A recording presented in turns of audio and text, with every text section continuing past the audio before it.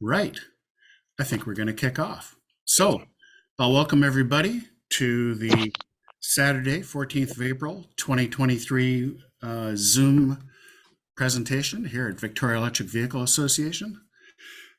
Today we've got two great presenters coming on, which I'll talk about in a second. I do want to do a little bit of housekeeping here. We still have swag for sale, so get your t-shirts, get your COVID masks, just in case it comes around again. These sort of things help us do what we do, as opposed to us paying out of pocket, which we do now anyway, but that's another thing. Hold the meeting for me. The calendar coming up. If you space nerds out there, SpaceX Starship orbital test flight is Monday, currently slated to lift at 0500. So put that on your calendar if you're a space nerd like many of you are. 500 Florida time? No, 5 o'clock local. My prediction is it'll get delayed till 4:20. Yeah, probably. We also have on the 22nd of April, next Saturday, Saanich Earth Day. We'll be there with our tent and talking to the public. And I would like a volunteer to bring me a non-Tesla, preferably something fairly new, and that we can show to the public and you'd be able to talk there. It's a fairly long day. So I'm looking for a keen volunteer to get out and do that. Saturday? Next Saturday. Seasider Social on Sunday. So here we're doing our first sort of face-to-face since COVID. We'll be out at the Seasider Cidery in Saanich. From the official event is 11 till 1. Come on out, meet all your fellow members, and also enjoy the great people at Seasider who have great product. We're out sampling, and it should be a lot of fun.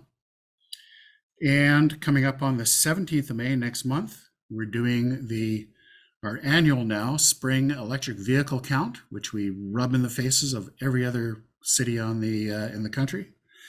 That starts from 0630 to 0900, and we're going to need volunteers to cover all the major routes into Victoria and do our count. And then we'll provide coffee afterwards, and we'll tally up the score. So. Right. I think, don't see Markham yet, but that's okay. We have today two guests, and not in this order. Markham Hislop, he's a publisher, journalist, and host of Energi.media, which you find on LinkedIn, Facebook, YouTube, and in the Energy Talks podcast. Very interesting fellow. He'll be our second speaker today. And coming up right now, we have Christina Ianniciello, the Executive Director of Clean Transportation at the Ministry of Energy, Mines, and Low Carbon Innovation. She heads the bureaucracy that tries to help the politicians get to where they need to go in a smart and efficient way, such as the joy of being on staff. So, without further ado, and I'll mention one other thing. We're going to leave the mics off, and we're going to take questions in the chat. And then when Christina's finished, Heather has agreed. Heather, our lovely vice president, will agree to read off the questions to Christina, and we'll go through them. So without further ado, Christina Ianniciello. Yeah, so as Glenn said, I'm Christina Ianniciello, and I'm speaking to you today from the territories of the Lekwungen-speaking peoples, also known as the Esquimalt and Songhees First Nations. Just grateful for the lessons that I've learned since moving out to this region almost 20 years ago now, and in particular, just the value of the interconnected ecosystems. And that's part of what led to my passion and getting involved in the electric vehicle space and working on electric vehicle policies and programs over the years. And it's always fun to chat with EV owners, particularly the ones in your association, because I remember when I started working in this space back in 2007 or 2008, within a few years, I met some of you who are the original EV owners in British Columbia. So it's kind of fun to be chatting all these years later and just reflect on how far the market has come, and in no small part thanks to the efforts of folks like yourselves and these EV owner groups who have done so much work to increase awareness across the province, and also point out to us where we need chargers and what we can do on programs and that kind of stuff. So so what I thought I'd do today is just run through the province just recently published the zero emission vehicle update for last year, for calendar year 2022. And so I thought I'd run through that today, but then leave quite a bit of time at the end for any questions that you have about our programs or what's coming down the line. So just a bit of context, the way we, sorry, I'm losing my words here. The way we design and implement our efforts to transition the transportation sector to zero emission vehicles is we take a market transformation approach, where essentially we have a suite of programs and then some regulatory measures that are all about addressing the barriers and taking advantage of opportunities to shift from gasoline and diesel in the transportation space to electricity and other clean fuels. So the main barriers that we're trying to address in this space are awareness, affordability, infrastructure, vehicleability, skills training, and then the opportunities all around job creation as well. So you'll see as you go through the suite of Go Electric programs, all the sub-programs are essentially designed around addressing those barriers. So this is the full list of offerings under the Go Electric program, and for more information you can go to the Go Electric site. So our flagship program is the light duty vehicle rebates, but then there's a whole host of other programs around addressing the infrastructure and awareness barriers. So we have programs that the Go Electric program funds public charging infrastructure. We offer rebates for home, workplace, and fleet charging, rebates for medium and heavy duty vehicles, and then specialty vehicles. So everything from e-bikes all the way up to school buses and heavy duty trucks. We also fund support for fleets to do business cases to adopt zero emission vehicles and install infrastructure in their facilities. We provide funding to training institutes like colleges to upgrade or to expand their automotive technician training to include zero emission vehicles. We provide funding to support electrician upskilling in the infrastructure space. And then we provide funding to research universities to support post-secondary training in the ZEV space and research and development that then informs some of our policy work, but also technology development in BC.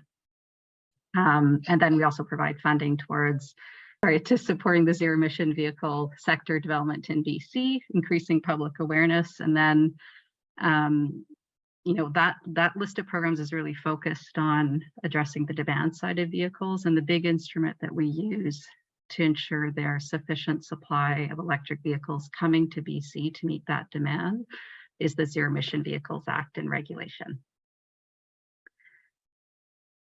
So I've just, taken a sample of the highlights from the ZEV market update from 2022. So great news, in 2022, light duty ZEV sales represented just over 18% of all new light duty vehicle sales in BC.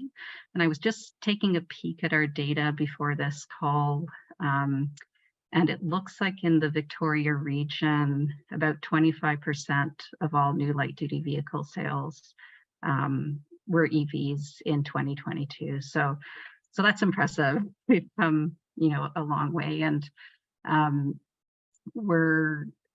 we have the highest ZEV uptake rates in Canada. Last year, we were the highest in North America. This year, California squeezed us out by 0.5%. So maybe we'll take them over again next year. But yeah, as of the end of December, there were over 100,000 light-duty ZEVs registered in BC as of December 31st, 2022. And if you go back just over 10 years ago, December 2011, I think, when we, started working the earlier iteration of this kind of programming, I think it was something like 10 EVs that, had just come into BC. So pretty neat to see that growth in 10 years. And then at the end of 2022, we had over 3,800 public charging stations in BC. So yeah, nice to see that growth. In terms of the passenger vehicle rebate program, I have some numbers up here, but really want to talk about the main change that we implemented last year in the passenger vehicle rebate program was to transition the program such that eligibility for rebates is now based on income levels. So we increased the highest rebate that people can get up to $4,000 for battery electric vehicles, $2,000 for shorter range plug-in hybrid electric vehicles, and then the rebate levels decrease based on someone's income. And this essentially allowed us to direct funds to those in the sector who really needed it most. And that's part of that sort of transition. As we see higher uptake and more people able to afford EVs, we then direct rebate funds to those that need a bit more support to adopt EVs. The other change in the vehicle rebate program last year is that recognizing some of the larger trucks and SUVs coming into the market, we split our MSRP vehicle price caps in the program into two categories. So the smaller vehicles and then the larger vehicle category. So again, that allows us to support some of the newer, more expensive, or newer market, I'd say, models of vehicles coming in the SUV and truck space. On the Go Electric commercial vehicle rebates, we have a few different offerings there. So I'd say it's divided into two main programs. One is the program that offers post-purchase rebates for people buying anything from e-bikes to delivery vans and school buses, and that's just a straight the customer or fleet purchases a vehicle. Once they purchased it, then they apply for the rebate. The other program is the Commercial Vehicle Pilots Program, and that's a competitive application-based program where companies apply and receive up to 1/3 of total project costs, and the total project costs can include the purchase of the vehicles and infrastructure. And what's interesting about that program is there's a data component to it. So successful applicants have to track their vehicles and report that information back. And it's all about, so it's essentially pilot projects that are all about informing the market development and developing lessons learned for other fleets that might want to adopt medium and heavy duty ZEVs.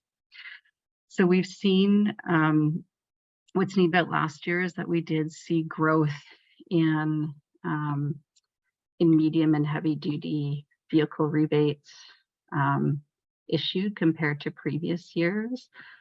Yeah, supplying that sector is a bit of a challenge, but it's nice to see, from 2021 to 2022, we had over a doubling of rebates issued, Go Electric rebates issued for on-road medium and heavy duty vehicles. The other interesting thing is that we're seeing much greater uptake of electric school bus purchases in the province. So since 2020, the Go Electric program has supported a total of 72 electric school buses. I know we were talking about public charging earlier. So some of you might know the province in its roadmap to 2030 committed to have a geographically connected charging network for 2024, and then 10,000 public charging stations by 2030. So, you know, we're actively tracking and making decisions on where funding goes to, in particular, meet that 2024 target, also with a view to meeting the 2030 target. The annual update report included this map that shows, you know, what we call the connected highways for the core network in BC right now. And as folks commented earlier, there's still some gaps to get up to the Yukon. And those are things that, you know, we'll be working on over the next year or so, year to 2 years, as we aim towards that 2024 target. But, you know, on the positive side, we're seeing, you know, every year that charging infrastructure network grows, and in regions such as, you know, the Lower Mainland and Southern Vancouver Island, we're seeing increased densification of charging stations. On home, workplace, and fleet charging rebates, we have a couple programs there. You know, we offer rebates that are offered through our utilities for home and workplace chargers. And then we also have, as I mentioned earlier, the fleet charging rebate program. So again, huge uptake in those programs over the past year. One thing that's interesting is we're starting to see some good outcomes from the EV Ready plan funding that we have in those programs, and then the EV Ready charger rebate, sorry. So we have here at the end of 2022, about 2% of the roughly 15,000 MERB buildings in BC have EV Ready plans. So it sounds small, but we did just get started. And so I think that's, yeah, that's showing good success. And there's a lot of interest in that program from MERBs throughout BC and actually from other jurisdictions. And then the number of EV Ready stalls has increased significantly since 2021. On skills training, last year, the pilot programs that were originally developed for light duty vehicle ZEV automotive technicians at BCIT expanded to more colleges around the province, including Camosun. And so to date now, there have been over 300 automotive technicians who have completed the electric vehicle maintenance training program at various colleges throughout BC. And then over 300 electricians who have been trained through the electric vehicle infrastructure training program in BC. On the public outreach side, and you folks are well familiar with this, we've supported again a number of community-led outreach events across the province, and developments of videos, ride and drives, brochures, information material, and we're seeing really good success in funding community-led organizations or local governments or Indigenous nations to support their efforts in increasing EV awareness in their communities. So you can see last year, our public outreach funding supported over 200 events, over 8,000 test drives, over 50 outreach videos, which have been a really key part of increasing awareness across the public. And then, so on the economic development side of things, there are almost 300 companies in BC that operate in the zero emission vehicle space. And, they're a big contributor to our provincial economy. So in terms of direct full-time jobs, those companies employ close to 7,000 people. And the sector contributes over 1 billion in GDP towards the economy. So we do have a program that supports ZEV Sector Economic Development in BC. It's the Go Electric Advanced Research and Commercialization Program. And since 2018, that program has supported more than 21 projects to either hire people or develop technology that's BC based. Okay, so the last bit is the Zero Emission Vehicles Act and ZEV regulation, and this is really the piece of legislation that ensures that automakers are bringing electric vehicles to British Columbia. And I think a lot of you are familiar with the challenging global supply constraints right now in the automotive industry more broadly. Things like the ZEV Act and ZEV regulation, place a regulatory requirement on automakers that has the effect of attracting or ensuring there's a portion of very limited global supply that makes it to BC.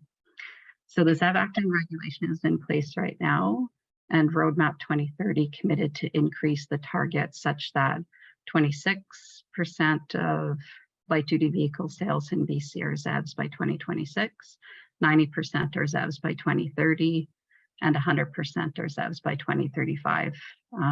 And Victoria EV Association provides some good comments to us on our consultation paper. I think that we issued, I'm getting lost in the dates now, but I think last summer or through the fall. And so, we've taken those inputs and are working on the amendments to the regulation. The other commitment in the roadmap was to introduce medium and heavy duty ZEV targets. So we're anticipating issuing a consultation paper on that in the coming weeks, which of course Victoria EV Association will be a recipient of that paper. And what these regulations do is at the end of the day, they provide consumers with more choice of vehicles. It ensures that there's vehicles available to meet the increasing demand for ZEVs in a variety of models and prices. And it provides regulatory certainty for achieving our Clean BC targets. So that's all I had. Hopefully, I know it's a lot to digest. There's lots of programs and things that we're working on, but maybe I'll open it up for questions from folks, and I will, while I do that, I will stop sharing so I can see people. Okay, Heather, how about we kick off? Okay, I'll start at the top of the list here with questions. We've got a few.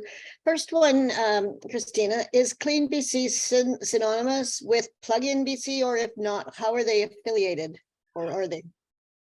So it's not synonymous. So Clean BC is the government of British Columbia's term for all of the policy and programs and strategy related to climate action and clean energy. And so, the Clean BC Go Electric program falls under that. Plug-in BC is a program of the Fraser Basin Council, who are an environmental not-for-profit organization. And we do, in the Go Electric program, we do work with them. So they are one of our delivery partners. They deliver the Motive Outreach Awareness Program on our behalf. They also deliver the Public Charger Program. I'm going to end up missing some of the things that they deliver, but they deliver a whole slew of programs on our behalf, and we work with them very closely. The Fraser Basin Council, was one of the initial partners that the province worked with in helping build awareness for EVs around BC and start deploying charging infrastructure. So they've been involved in this space for a very long time. David Collins asks, where would you say we are at on the market transformation approach graph? We're still considered at the early market stage because, although our sales are roughly 20%, I think, 25 in the Victoria region. If you look at stock percent, we're still, below 10%, although I think we're getting close to 5% right now. So that's still, even though we see EVs all over the place now, we're still considered at that more earlier market stage. that being said, we're seeing a lot of like really rapid uptake now, and I think you know, the market conditions are right between the regulatory measures and the various demands and just customer interest out there for EVs, that you'll see us, we're at a stage getting pretty close to a tipping point on that market transformation curve where you'll see uptake increase rapidly every year. Are the truck rebates based on GVWR, or in other words, the heavier the truck, the higher the purchase price allowed? Yes, based on GVWR and the type of vehicle that it is. And I should clarify, under the Go Electric commercial rebates, we are looking at switching soon within the coming months to getting more specific based on which class of vehicle. So like class 2B through to 8, and those are all aligned with gross vehicle weight ratings. With the BC ZEV sector 274 companies, where do they spend that 1.5 billion in the 1.15 billion in the province or outside the province percentage? That's all their direct contribution to the province's economy, so within BC. Does the ZEV numbers include hybrids?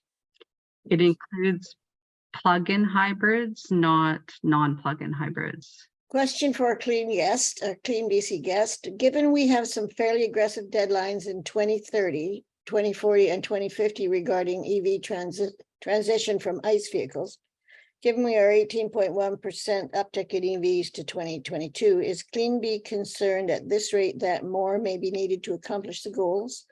Any thoughts of significantly increasing carbon tax at pumps to pay for more EV uptake infrastructure? I'd say no. So in the work that the analysis that we did for the Zero Emission Vehicles Act that sets those targets of, you know, annual targets leading up to 100% EV sales by 2035, we get third-party forecasts that we purchase. And one of those forecasts that we purchase is from an organization that is getting supply chain data from the automakers. So it's getting, you know, what their forecasts are, but then it's also getting supply chain inputs from like critical mineral sources and, you know, components for the vehicles.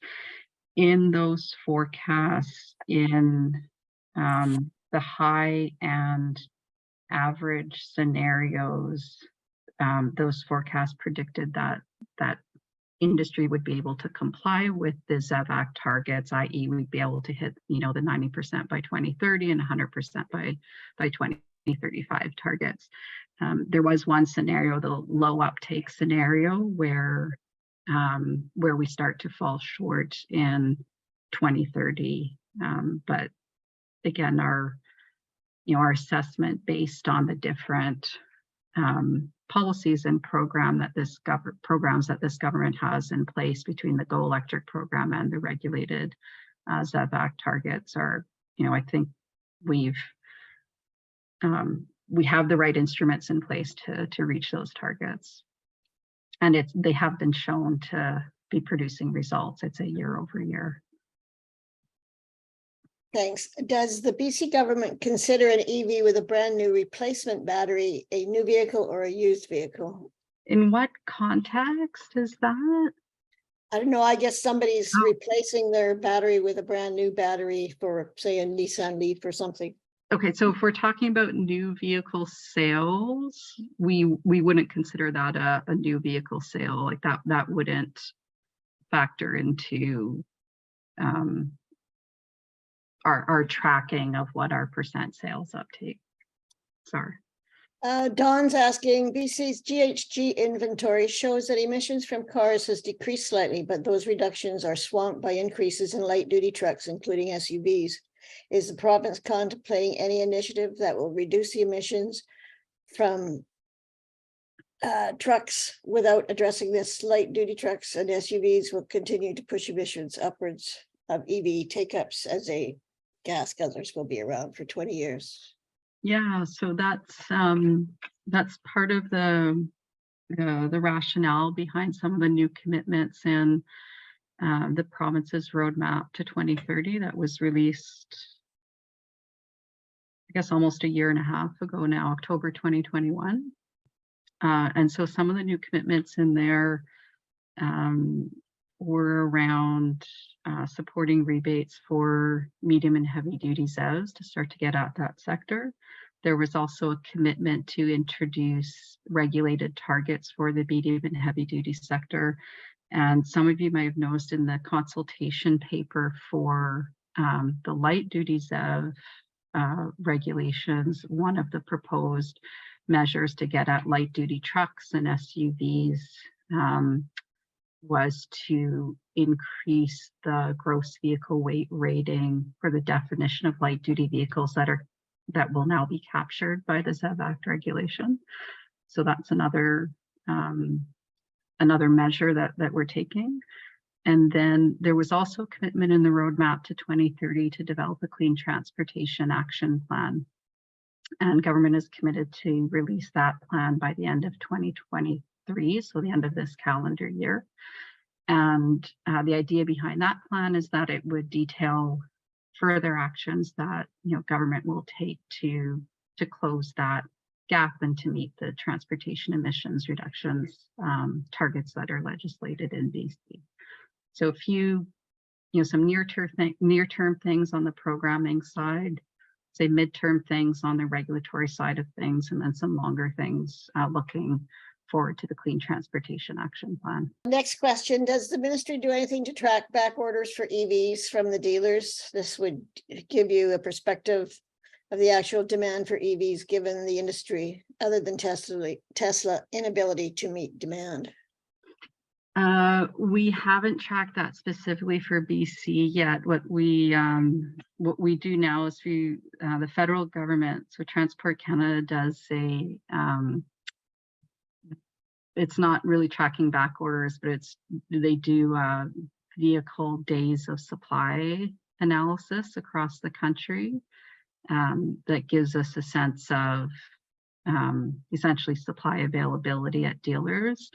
We have been thinking about exactly this idea of tracking back orders or specific wait times and inquiries that dealers are getting about EVs in BC. So that's something we have on our long list of studies to do. I'm not sure when we'll get to it, but it is, it's something that's of interest to us.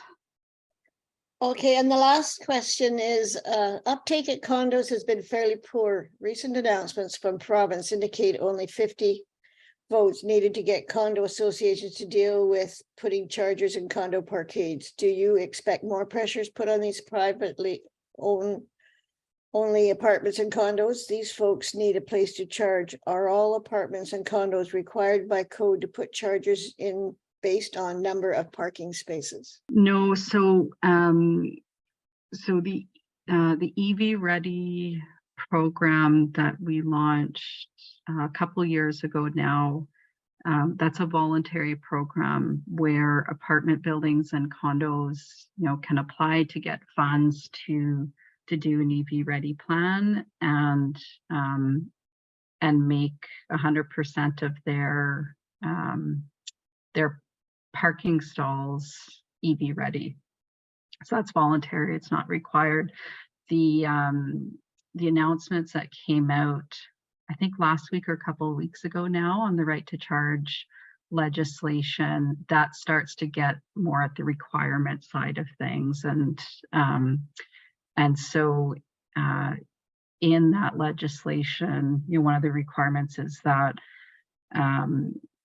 strata buildings have an EV ready or EV assessment in place, and then it also reduced the voting threshold for stratas to approve expenditures related to EV charging stations. So we're starting to make some segue into into those challenges in the condo and the apartment market. I'd say in our EV Ready program, we're getting a lot of interest from apartment buildings and condos to participate in that program and, prepare their buildings essentially to support the increasing EV owners who are living in those spaces. Right, and I'll hop on that for just a bit and comment. I think most municipalities, most of BC's municipalities have requirements that new builds all have EV charging. And what this has done inside of the strata world is they're coming to realize that, this not having EV charging is going to soon become a differentiator, whether they get a sale in their building or not. The strata world is keenly aware of this, and they are working very hard with the BC government to come up with an equitable way to backfit. But as Christina said, it's not in the legislation as yet. May not ever need to be, but because it is, it's to the interest of Stratus to do it. They are protecting their owners' money that's in their building. So that's good. I want to say a couple other things, Christina. You are in the right place at exactly the right time, being in the ministry, since, BC going forward to trying to decarbonize our economy. Transportation is the low-hanging fruit. It is the thing that's easiest to do. We have a lot of other chunks of our economy that are a lot harder, and this is the way, because once you show people you can do it in electric vehicles, both governments at provincial and municipal level, they say, hey, yeah, we can do this, and people who are driving EVs go, hey, I can do all this stuff without producing carbon. What else can I do in my life to get rid of that stuff? So, yeah, it's a great time to be in there. It's a perfect place to be. Also, you haven't brought it up, so I'll bring it up. I see that it's the intent of the BC government that 2027, the default option for replacement vehicles in the BC government are ZEVs. And I imagine that means if they have a gas burner that is dying on them and they can't find something else, then they'll have to do that. But if there's a ZEV option, then that has to be taken, which is great. That's part of the BC government, leading by example. So that's terrific. And you've mentioned that it's ZEVs 100% by 2035. That was only recently shifted. Some of you may not have recognized that until a couple of weeks ago, it was 2040. And I'll hazard a guess that by 2027, we may be dropping that to 2030. I'll buy a beer if it doesn't happen. Just one. Well, for Christina. Okay, that was terrific, Christina. Bruce Stout here from Vancouver. I just want to congratulate you on what we've accomplished since you started this long journey. Thank you very much. 18%, that's fantastic. Yeah, well, congrats to all of you too. Okay. Yeah, you're definitely all part of this. I used to, in my presentations, I used to have a slide. I didn't put it up this time, but one thing I think I've learned over the years is it really takes an ecosystem to get this stuff done. And the EV owner associations were a key part of that. So yeah, congrats to everybody. It's often said that EV owners sell more cars than the dealers do. And Bruce Stout, who just commented in particular, personally has sold more cars than probably any car dealer, because he goes, talks to people, takes them to the dealer, negotiates. It's just, we're the ones that drive it, not the car dealers. Yeah, it was really difficult in the early days to get the car dealers to do anything. There's an event happening on the 22nd of April, which is next weekend. I'm at the Lynn Valley Center shopping mall, and they actually approached us and they phoned us and asked us to come out.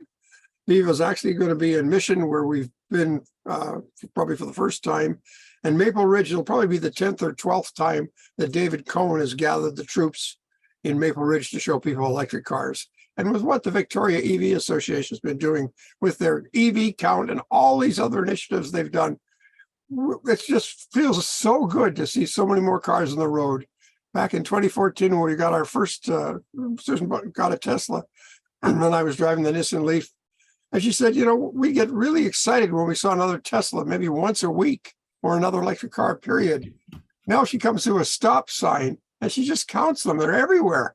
Christina, you're welcome to hang around for our next presentation when it happens.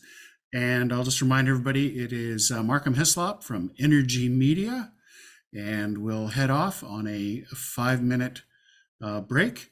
Stay tuned for our shameless promotion of our swag and other commercial type stuff. See you in 5. Are you passionate about electric vehicles and want to show off your support for a cleaner, greener future? Look no further than the Victoria Electric Vehicle Association. Our t-shirts and window decals are a perfect way to show your love for EVs. Plus, with our high quality materials, you can proudly display your support for years to come. Any color you want, as long as it's black. Visit our website today to get your hands on some awesome EV swag. Join the movement for a cleaner future with the Victoria Electric Vehicle Association.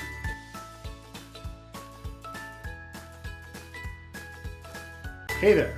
Do you love our planet and want to help reduce your carbon footprint? Then consider donating to the Victoria Electric Vehicle Association. We're a non-profit association dedicated to promoting the use of electric vehicles, solar power, and educating the public on their benefits.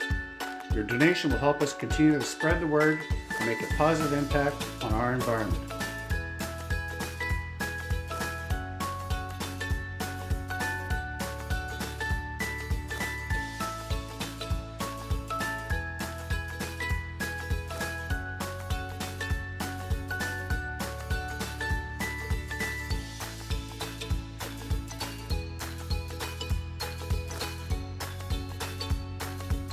So, join the EV revolution and donate today. Right, Markham Hislop, publisher, journalist, host of energi.media on LinkedIn, Facebook, YouTube, and the Energy Talks podcast. I came across Markham a few years ago. I was first off amazed at his Rolodex, the interesting people he gets in here. He gets innovators, he gets politicians, he gets charlatans. He gets them all in, and they all get to say their piece. And he'll ask the probing questions that maybe the petard they hoist themselves on, but it's always interesting. And really glad to have him back. It's his second time with us, and I kind of gave him a remit. I don't know how close he's going to follow it, but the remit was, with all the people he talks to, and he probably does. He and his team, not just one guy. He and his team probably put out 400 to 500 a year. There we go, 400 to 500 a year. So, without further ado, Markham and what stuck out to him in 2022. Well, thanks, Glenn. And you'll notice that anybody that Glenn doesn't agree with is a charlatan, right? So that's when he refers to, that's who he's talking about. And I'm going to talk about 3 things today that stuck out for me in 2022. Oh, thank you very much. By the way, I'm sorry. I should have started off by thanking you for inviting me to this. I always enjoy these kind of Zoom meetings with folks who are plugged into energy and the energy transition. And so getting back to Glenn, the one thing that irritates him beyond belief is hydrogen. And so naturally, I'm going to lead with hydrogen just to, really. I'm going to talk about 3 things, though. One is hydrogen. The other one is industrial policy, particularly what's going on in the US and to some extent in Canada. And then I'm going to follow off with, or end with geothermal. Very cool stuff happening in Alberta with a company called Ever. So, hydrogen, which hydrogen electric, right? So we're, I think it's appropriate that we talk about this with an EV society. And And Glenn is and his many followers who don't like hydrogen have some good points. There's absolutely no question that hydrogen is not the most efficient way to move energy around the world. And in fact, I'm going to be having somebody on in the Energy Talks podcast this week, Michael Liebrick from Bloomberg NEF. And Glenn alluded to the fact that I get all these really wild guests on, including, Michael's pretty high profile in the energy world. And the reason is it was August of 2019, we started doing Zoom interviews, and they were pretty primitive at the beginning, but we're a little more sophisticated now. But by the time the pandemic came along in January of 2020, we'd been doing it for 6 months, and we were pretty good at it. And all of a sudden, there were these experts all around the world who were sitting at home in quarantine with nothing to do. And so I would email them, and they might be the International Energy Agency or cabinet ministers, or it didn't matter. I would ask them for an interview, and more often than not, they would say yes. And then it turned out they liked the interviews, and things just kind of grew from there. And now that we're no longer in the pandemic, we still can attract some pretty heavy hitters like Michael Liebrick. So those of you who don't like hydrogen, like Glenn, be sure to watch next Friday when we get the podcast up with Michael's interview. But having said that, there is, and in particular, some interviews that I did back in October and then again in February when I traveled to Alberta. Oh, and I also interviewed a number of companies in Vancouver who are sort of kind of on the demand side, the Hydra Energy and Westport, companies like that. My take on this is that hydrogen is still what we call a wild card technology. That is, it's not ready for prime time yet. Nevertheless, it shows enough potential that we should continue developing it until we shouldn't, until it's very clear that it's not going to work, or maybe it only has a few use applications instead of the many we thought we were going to have. That's fine. But I'm okay pouring public money into things that don't work, because you wouldn't have known if you hadn't done it. And if it turns out that you were wrong, and there are applications and they're fairly large, then maybe you have an early mover advantage. And if there's nothing we've learned from the Americans, is that this is a great use of public dollars, even when they fail. So the Americans, what was that under the Obama? Was it Solyndra, something like that? The company that they poured $500 million into, and then the solar panel manufacturer, and it went toes up. Yes, but what did they learn? And how much of the a solar panel supply chain did they develop in doing that, and on and on and on. And now, of course, we see that, and now I don't want to get too much into the industrial policy side of things, because that'll be part of it. But hydrogen is kind of like that. And so when I went to Edmonton in particular, I interviewed a fellow named Eddie Robards. And Eddie's a wonderful guy, and he runs the transit program for the city of Edmonton.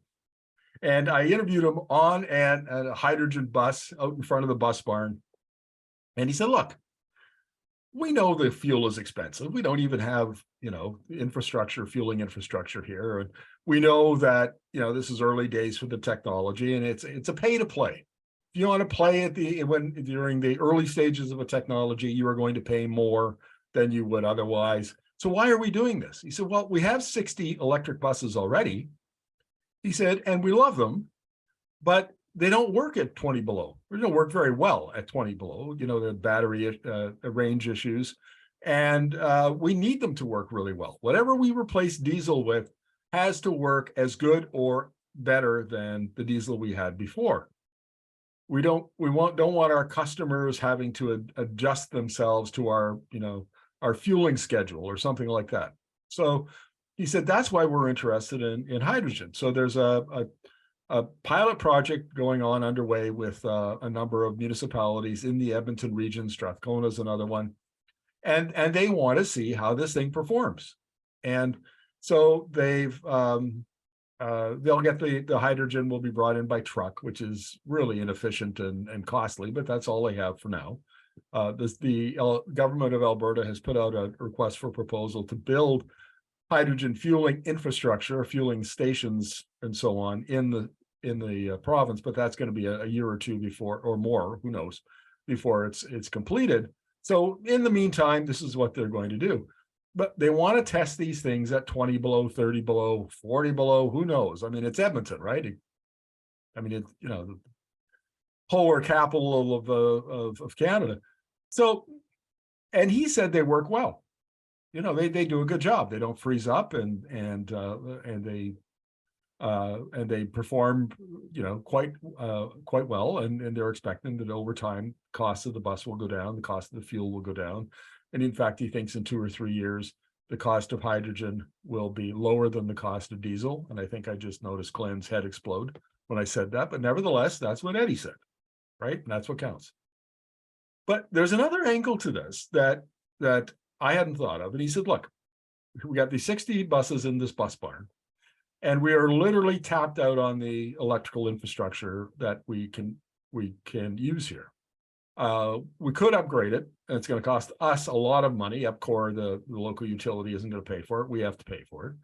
And we don't want to do it. If we could find if this hydrogen will work and the province will build the fueling infrastructure for us, then we'd much rather have the province pay for it. So those are some kind of the considerations, and some of them you maybe wouldn't have thought of, which is fair enough. And the other thing and then that same trip that I went, I attended a press conference where they launched a pilot project by the Alberta Motor Transport Associations. They have 2 hydrogen fuel cell powered semi-trucks, Class 8 trucks, and they're going to be hauling freight back and forth between Calgary and Edmonton for 2 years. And they have 80 commercial carriers that are going to be participating. So I don't know. I assume that the 2 trucks will be divided up between the 80 carriers, and you have it for a week or 2, and you get to test it out. And so I had the opportunity to interview people like Riel Durand from Bison Carrier, and why are they doing it? And you know, they want to get their emissions down. They see electric is right in the medium duty space is probably going to be the winner there, but they think that it's still kind of up for grabs in the heavy duty between electric and hydrogen. So they're going to do this pilot project and see how it works out. And Hyzon is part of it, the manufacturer, and Nikola was there. Got a chance to interview one of their executives. And again, it's exactly the same rationale as it is for the buses. This is unproven technology. Let's go out, test it, prove it out. It either works or it doesn't work, or maybe it needs more development, and we'll see how it goes. And you know, I'll be reporting on. Oh, and by the way, you can find all of this on our YouTube channel, the energi media YouTube channel, and you can find those interviews. So those are the points I wanted to make about the emerging hydrogen economy. Still very unproven. Still, I mean, the whole thing could fail, right? I mean, we may find that there is no use case for any of this hydrogen, or we might find that it has very, very narrow applications, or we may find that it has broader applications, even though electric is still going to predominate in most of the transportation sector. So we'll see how this plays out. And somebody put a fire extinguisher and put out Glenn's hair. So I know he's lit it on fire a couple times during my remarks. Okay, now the second thing I want to talk about is the U.S. Inflation Reduction Act and industrial policy writ large. In August, the Biden administration, the U.S. Inflation Reduction Act, $369 billion for climate initiatives, was passed by the Houses of Congress and then signed by President Biden. That isn't all that the Americans are putting into clean energy technology. There's also $280 billion that of related funding that's in the CHIPS and Science Act, and another 300 and some odd $billion in the US Bipartisan Infrastructure Investment Act.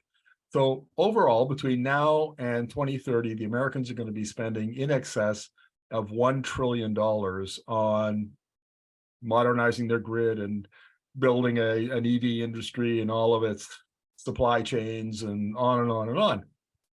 And what's really hilarious about this is kind of watching Canada, because, you know, when the Trudeau government was bringing in very methodically, bringing in climate policy over the last 6-7 years, so many, particularly the oil and gas industry, was going, lighting their hair on fire, you know, arguing, oh my God, we're going to get so far in front of the Americans. And, you know, that's our big, you know, trading partner, and we can't do that. We're going to put ourselves at a competitive disadvantage. And then Joe Biden signed a piece of paper and pow, everything was on its head. And now all of a sudden we're behind, and oh my God, we got to catch up to the Americans. It's not great policy making. Well, let me put it that way. I think the Trudeau government has done a good job on policy making in this area. The BC government actually has done a pretty good job, and others, Quebec has done a good job. Many provinces haven't. Alberta would be one, Saskatchewan, Manitoba, Ontario, most of the maritime provinces. But nevertheless, we're you know, the feds are good. Two out of the 4 big provinces are good. We're going to get there. But there's another debate going on that underlies this that I think is really important, and that is industrial policy. So back before 1980 and Milton Friedman corrupted the economics profession, everybody did industrial policy, right? I mean, and basically what it meant is that the government chose a national champion, like in South Korea, Hyundai. They decided, okay, we need a heavy industry player that will, you know, can kind of anchor a lot of it serves as the hub for a lot of other industrial development. So we're going to protect it with tariffs and other policies. When it gets big enough, we'll encourage it and help it move out into industrial markets. That's great. Worked really well. China has done it a lot in the last 15 to 20 years in the clean energy space. But then, you know, Milton Friedman, as I said, corrupted economics, and Ronald Reagan came in and got bamboozled by Milton Friedman, and we've had nothing but market-oriented economics policy ever since. But we're getting back to what they call modern industrial policy, and that's all about not building national champions so much as building supply chains. And the China has done it in a great way. I mean, yet they have big champions like, you know, CATL and batteries, BYD, and in EV manufacturing. But the amount of the supply chain that they control is just off the charts. I mean, in battery metals alone, it's almost 80%. You know, if you want to extract or mine lithium in Canada, you still have to send it to China to be processed and then bring it back to build a battery here. It's not very economic or efficient. So what we're doing is we're now methodic. We get together and strategically, and you get all the stakeholders at the table, whether it's, you know, the provincial government, the federal government, the industry players, the unions, the First Nations, the whoever, you know, maybe it's municipal governments, whoever the stakeholders are that you need. You get together, you work together on a strategic plan. You decide that you want, you know, like a hydrogen hub in Edmonton. You put it together, you get the funding in, you get projects on the table, you fund those projects, you begin to, you know, to develop production capacity, you build plants, all of those things. And eventually the idea is that you'll have an industrial cluster in a particular clean energy technology, and then you'll have the supply chains, and eventually as you nurture them, then they will be able to go out and also sell into the international markets. And there's this is really interesting because BC has already kind of signed on to this kind of an approach. Other provinces have. Alberta is I don't know if it's a lone holdout, but it's the last big province that's a holdout. And just because the Alberta government doesn't want to work with the federal government, they would rather throw bricks at Justin Trudeau than actually get on board and work with the government and bring in, you know, tens of billions of dollars of capital into these. It's silly. But there, if you want to know what the Americans are doing, Google Gina Raimondo, who's the US Secretary of Commerce, and you can find her industrial policy speech that she gave in November, where she laid out in explicit detail, what the Americans are after. And what they finally woke up to after Biden got elected is they looked around and they went, holy crap. Not only, now that we're shifting over to clean energy, it turns out that industry that's required to build all of that stuff. We have to build solar panels and wind turbines and batteries and electric vehicles and electric bikes and on and on and on and on. And this is, it's a different type of industrial base. Our old industrial base, some of it will keep because, you know, you need heavy industry like steel and aluminum and other stuff like that. And that's all great. But now you have to build this new industry base. And oh my God, like China is so far ahead of us. And China has emerged as the United States, as the Americans, you know, chief international strategic partner, competitor. It's not Russia. Russia's now number 2, maybe even 2B, but China is number 1. And China, they finally realized that China had a big head start on them. And so the Americans did what they always do. They spent money. If you've read Mariana Mazzucato's book, The Entrepreneurial State, she's a very famous economist who actually advises the BC government. And that's grist for another conversation because the BC government doesn't do anything she says. But nevertheless, she says, do not listen to what the Americans say about how they conduct policy, how they conduct economic policy, because they always talk about free enterprise and markets and all of that. And then they do the opposite.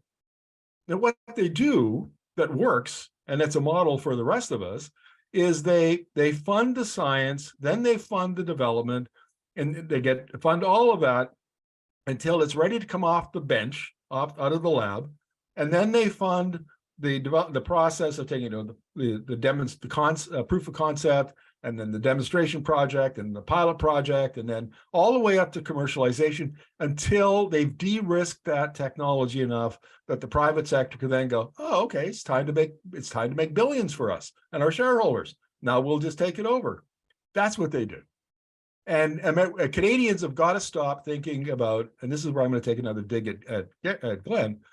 Canadians have got to stop worrying about every bloody penny they spend on these new technologies. Some of this shit ain't going to work. That's just the way it goes. But the Americans generally have the same, for their energy lending program, have the same failure rate as the VC industry, which is about 3%.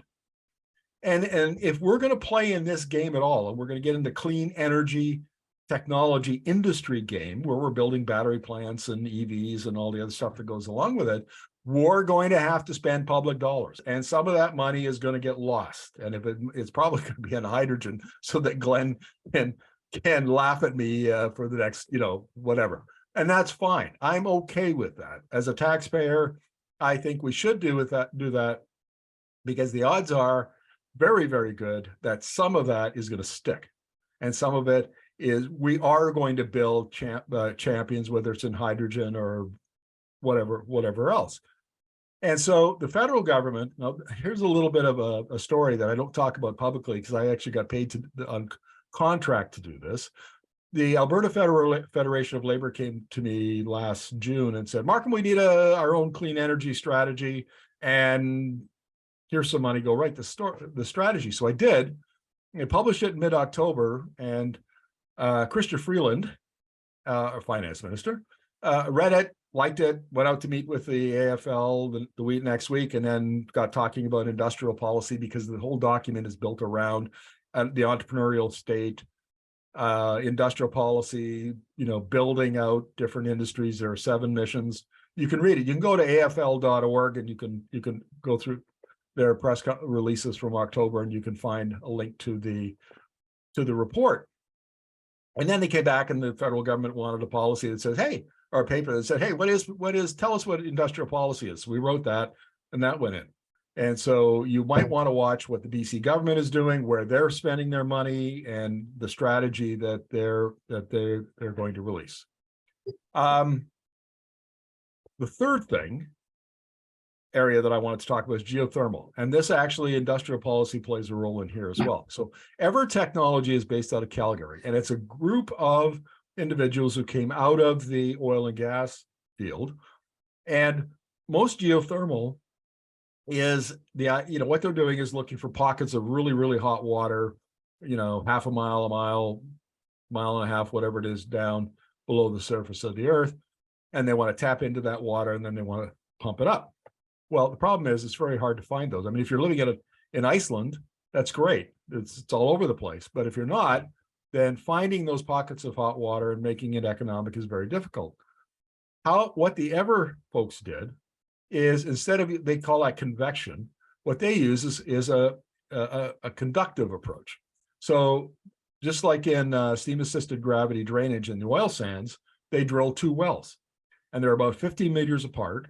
And as these go down into whatever depth they determine they need to, where the rock is hot enough, then they have this magnetic sensing technology at the bottom of their, in their drill bits, and they start to come together and they join, a mile under the surface, and the 2 pipes join up, and then they do laterals. So from those pipes then go out other loops, where they'll have maybe up to a dozen of those.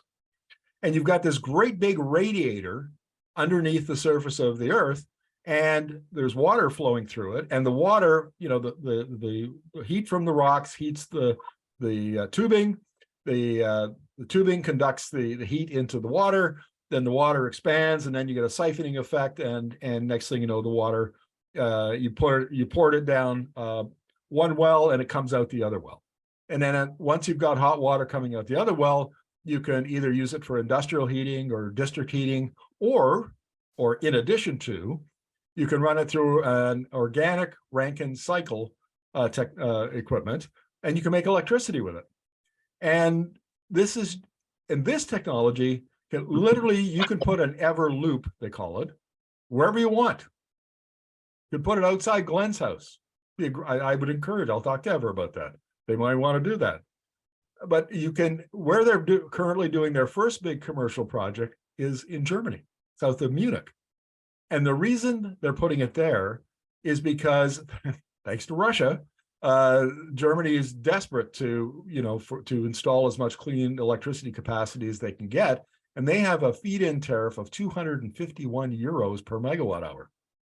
So I was interviewing Paul Cairns, who's their business development manager, and he said, if we did this in Alberta, we might get anywhere between $30 and $90 a megawatt hour in the wholesale market, because unlike BC, where it's all controlled by BC Hydro, in Alberta, you have the Alberta electricity system operator, and you have an open wholesale market. So that's great for a lot of things, but it's hard when you're bringing in new technology like geothermal, because you have to compete with you have to compete with wind, you have to compete with solar, and it makes the economics very difficult. But when you've got $251 a megawatt hour, you're doing okay, right? I mean, it doesn't matter that you have to ship Alberta drilling rigs over on a ship, and it doesn't matter that you have to fly Alberta, rig workers over there and all of that kind of thing. You can still make a pretty penny. And then on top of that, the EU was so impressed with the technology that they gave them another 91 million euros to support the project. So this is, they had a test project, a pilot project in Alberta, went like gangbusters, just a proof of concept. Now they've got their first big project in Germany. I think that if geothermal is going to have a future, this is the technology. This is really cool, guys. And they won't be able to produce electricity at $30 or $25 or $20 a megawatt hour, but to have basically dispatchable electricity at 50, 60, why would you build Site C? If you're BC, why, BC Hydro said it's never going to build another hydro dam again after Site C. Well, here's the answer. You don't have to go build wind turbines off, in the Georgia Strait or something and annoy people. you can do geothermal in BC as well as you can do it anywhere. So if anybody has a pipeline into the BC energy minister, you might want to, assuming it's still Bruce Ralston, give him a call and tell him about this really cool technology. So those are my three things that really stuck out for me was hydrogen, starting to get some traction in Canada, industrial policy led by the Americans now, and geothermal, and particularly the Everloop. So, Glenn, I turn it back to you. All right. Well, thanks, Markham. That was awesome. I'll do a bit of a correction. I do love hydrogen. Exactly where it's being used today in industrial processes, and all the green hydrogen we make needs to go to that and not get wasted in transportation. So anyway, I'm going to ask you a follow-up on not something you did talk about, but something you didn't. And so with the Americans turning around and saying that the unfortunate acronym IRA, they're really let's go to war climate change legislation, them turning around and making battery packs that are made significantly from non-free trade sources. So Tesla fully expects that their standard range Model 3 is going to lose any incentives from the US government. What do you think that's going to mean for the Canadian EV market? Well, I can tell you what government ministers think, and that is that, and industry types here, like I interviewed Flavio Volpe, who is the head of the Canadian Automotive Parts Suppliers Association, I think it's the name of it, and they think it's going to be great. I mean, critical minerals is going to be a big part of that. I argue that because there's very little, if any, battery metals processing in North America, that's wide open. If like a province like Alberta or BC or Quebec, Ontario with the Ring of Fire, if you can produce all or most of the critical minerals that are required for batteries, then why wouldn't you also try to put in the smelting and refining and whatever other kinds of processing to turn those critical minerals into battery metals? I mean, that's a very strategic product and one that we have no capacity for. So I think that's a huge opportunity, and that's been the focus of my reporting on that particular issue. The effect that it's going to have on Tesla, don't know. That's sorry. Yeah. Okay. No. And you're right. Tesla even announced that they're starting to put together a lithium production site down on the Gulf Coast. So that's how they're looking at it. And of course, they always seem to be 5 to 10 years ahead of the rest of the North American industry with what they need to do. Well, hang on a second. Now that I want to just jump in here for a minute. Yeah. There are two companies, but I'll mention one because I know it really well because I happen to know the CEO. But Amanda Hall and Summit Nanotech are based out of Calgary, and again, they're taking oil and gas tech and applying it to clean tech, which is, and basically they have nanotechnology that will strip lithium out of briny water. And what did they attract? A $60 million US A round of financing, and now it looks like they're going to go back and get a bigger one.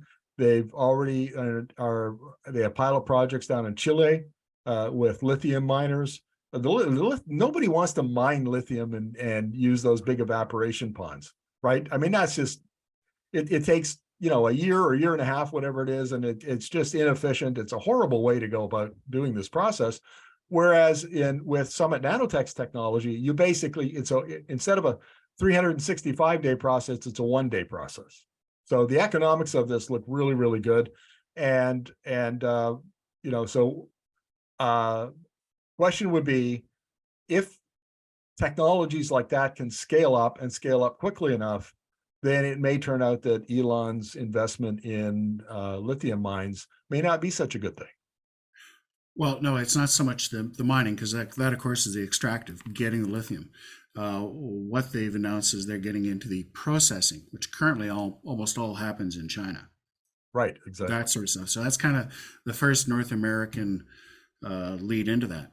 The other thought was, if the primarily Chinese makers can't sell their cars into the US anymore, I think they're going to look at Canada. So we may be the market that more of the Geely built Volvos come to, for instance. We know BYD has decided that they're going to focus on China. So they're not coming to North America anytime soon. I imagine they will eventually.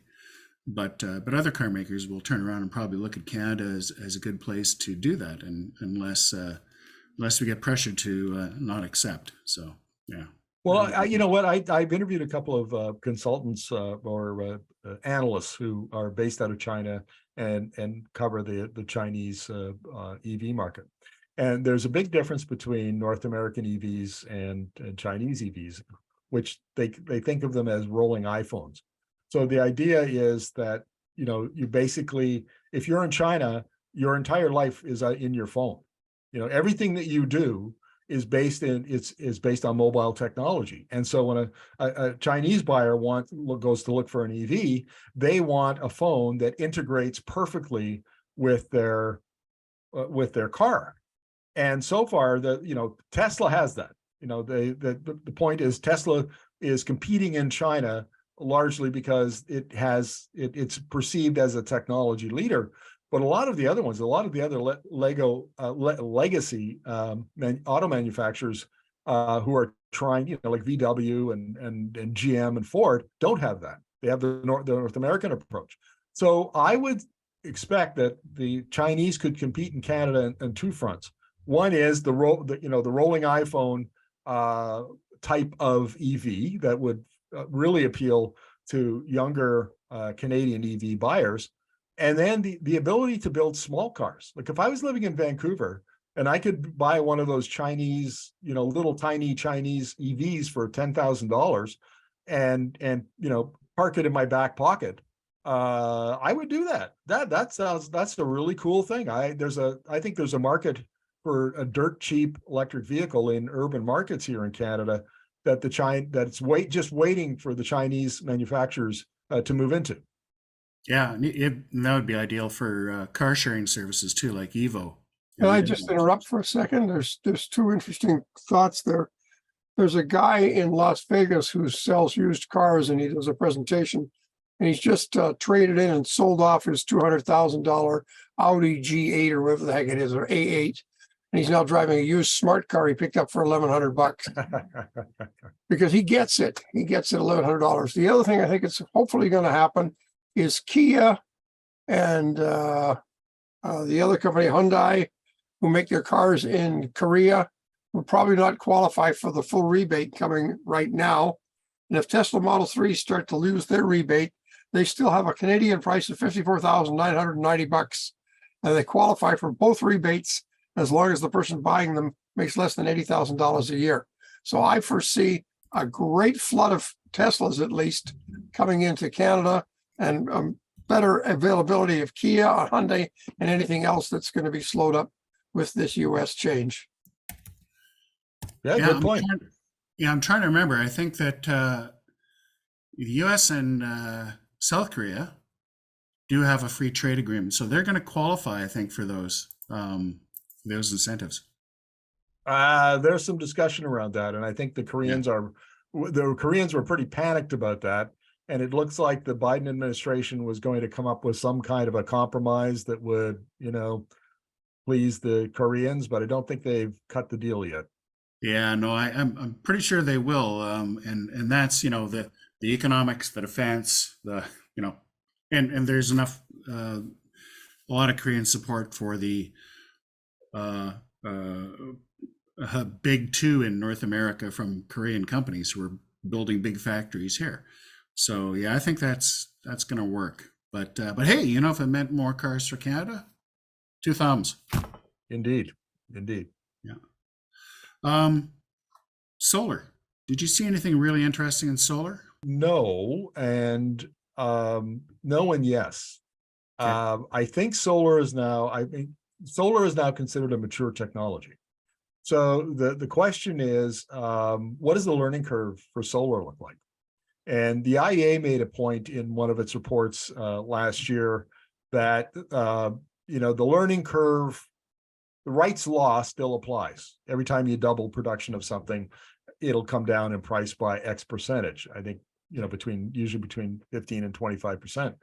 And so the amount of solar capacity in the world is scheduled to double in the next year or two.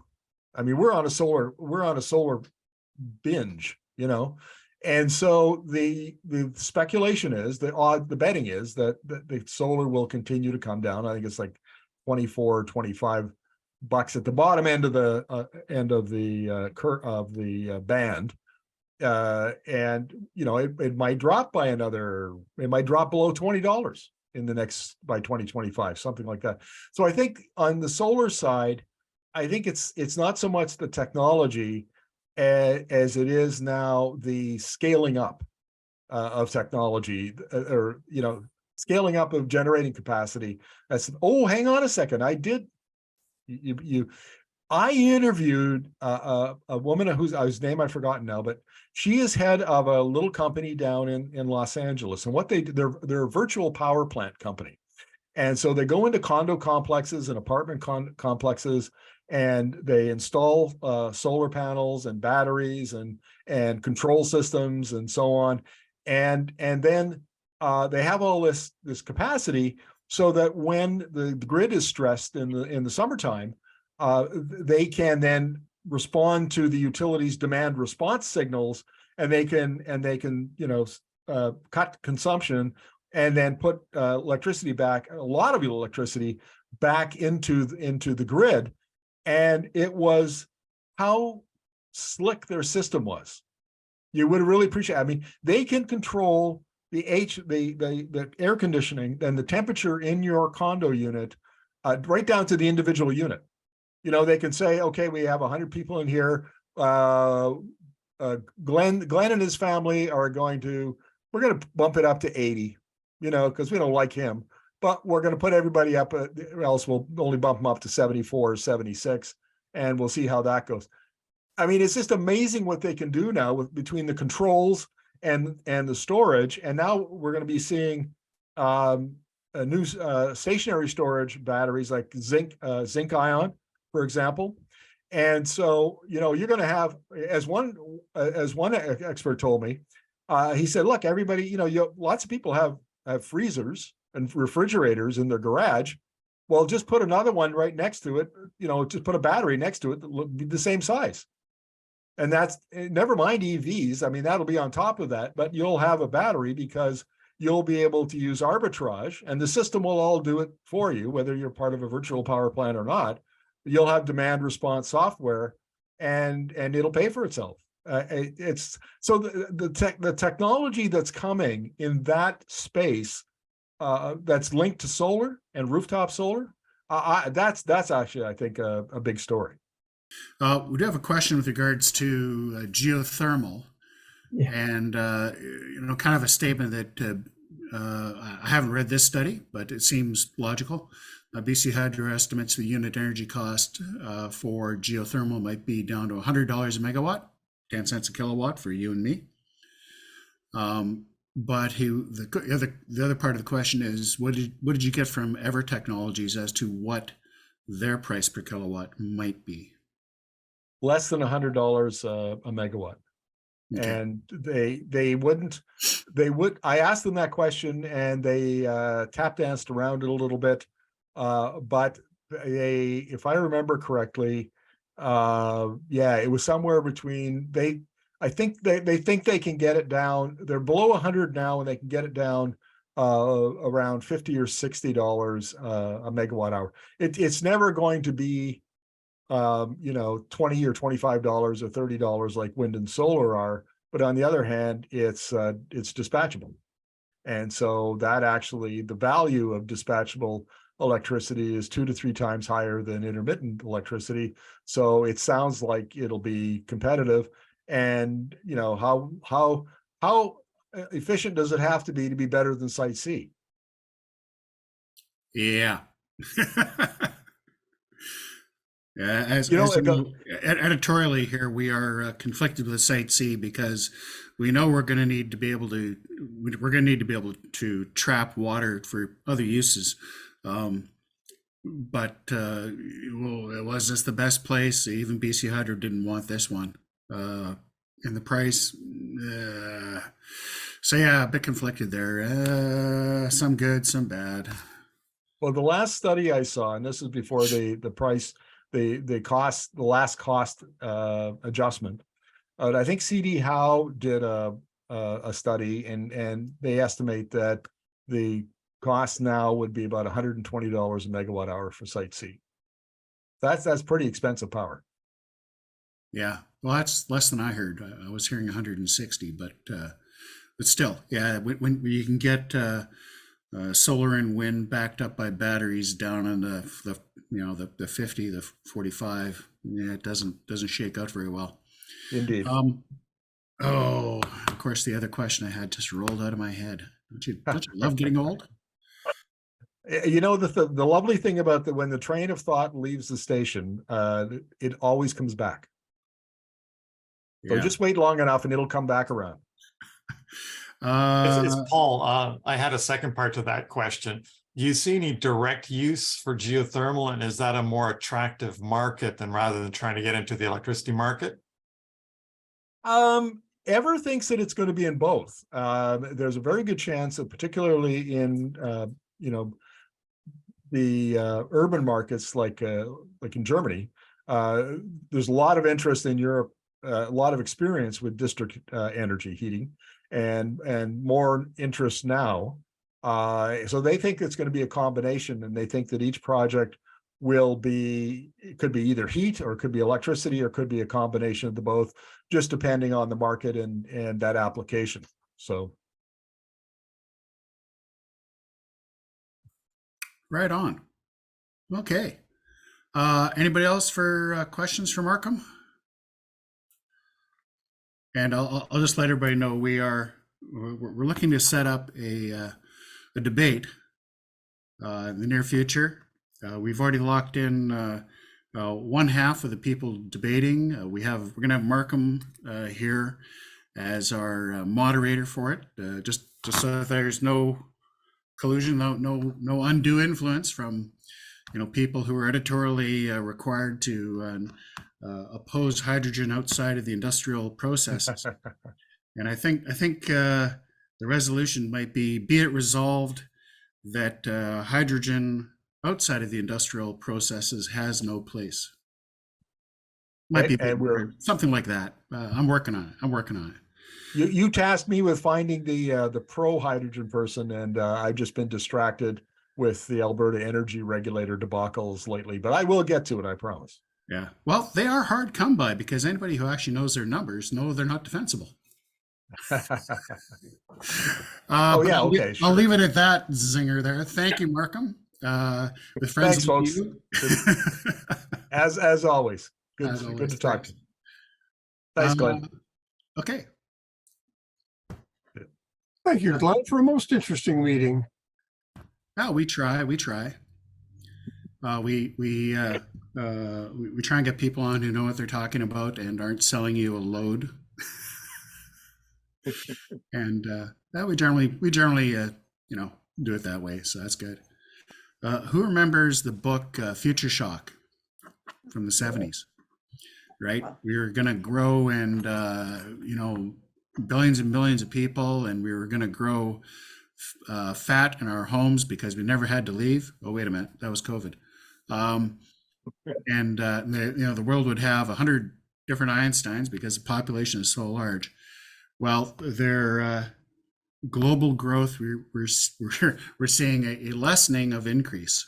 Mm-hmm. And it may top out before the end of the century at about 8.5 billion. At 5. 8.5. Oh, 8.5. We'll hit our peak. We're at 8. And then we'll kind of go down like that.